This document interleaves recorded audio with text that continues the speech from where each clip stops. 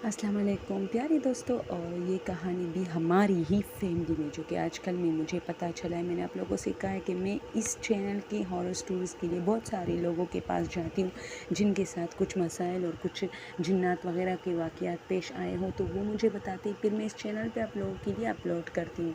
ये हमारी ही फैमिली की कहानी है। बहुत दूर की हमारी एक रिश्तेदार है, तो वो कह रही थी कि मेरी एक पोती थी। तो वो मुझे नहीं पता उर्दू में जो है बेटे के बेटी को पोती कहते हैं या नवासी, मुझे वाकई इस बारे में नहीं पता।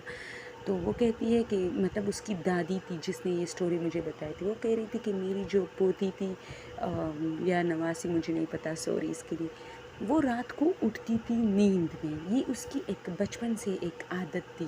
लेकिन जो जो वो बड़ी होती गई, हम समझ रहे थे कि ये इस आदत को छोड़ देगी। लेकिन दोस्तों, एक अजीब सी बात थी और आगे स्टोरी में बहुत ट्विस्ट पैदा होने वाला है कि वो लड़की 8वीं जमात की तालिबे इल्म थी, लेकिन वो फिर भी इसी तरह नींद में उठती थी। और अब तो एक अजीब सा तमाशा शुरू हुआ था। उसकी दादी कहती है कि वो जब उठती थी तो अक्सर मतलब हम लोग सो रहे होते थे, हमें पता नहीं चलता था।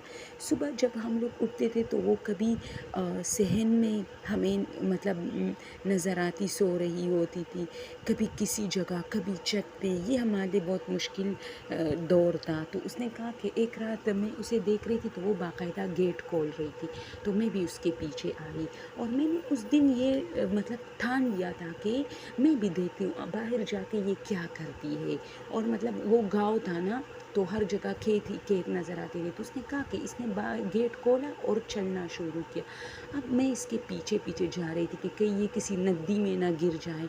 तो खैर मैं उसके पीछे जा रही थी। अब इसी तरह 2-3 मिनट का रास्ता हम दोनों ने तय किया था।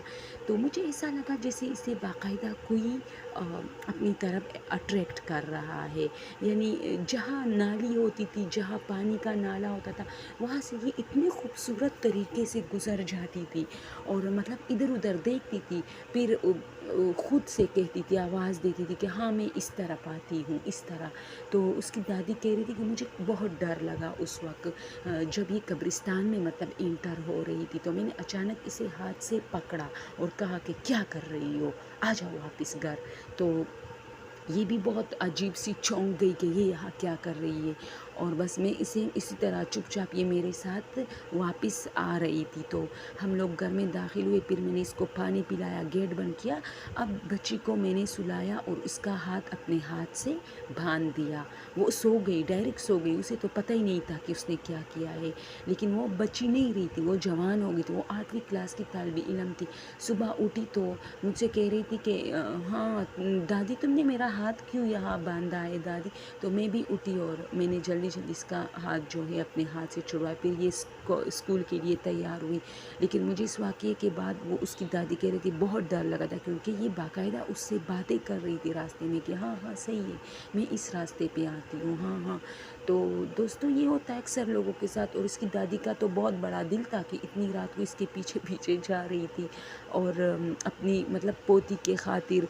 ज़ाहिर सी बात है यार, बड़े जो है उनको बहुत अफसोस होता है बच्चों के ऐसी बीमारियों पे और ऐसी हरकतों पे। तो दोस्तों, आज की कहानी आप लोग को कैसे लगी, प्लीज़ प्लीज़ प्लीज़ कमेंट में मुझे ज़रूर बता दिया करें। Okay, thank you so much. Please अगर आप लोग मेरा चैनल पसंद करते हैं तो इसको सब्सक्राइब कीजिए। Thank you so much.